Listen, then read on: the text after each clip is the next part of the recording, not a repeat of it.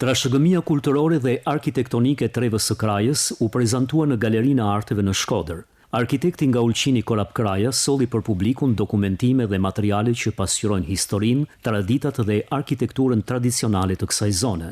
Qofshin ato prurje nga Shkodra, qofshin ato ndikimet të drejt për drejta nga populli, ato quajten si të tilla si ndërtime dhe si ndërtime arkitekturës krajane, prandaj një promovim i tillë dhe një dokumentim i kësaj lloji trashëgimie të rëndësishme materiale, por edhe jo materiale, mendoj që është i rëndësishëm edhe me kohën, por edhe si moment historik. Kraja konsiderohet si krahina më perëndimore e hapësirës etnogjeografike shqiptare dhe që prej kohësh është pjesë e shtetit të Malit të Zi. Ajo përbëhet nga 22 fshatra dhe shtrihet në një sipërfaqe prej rreth 143 km². Shpopullimi dhe mungesa e investimeve, sipas arkitektit, ka ndikuar edhe në arkitekturën tradicionale.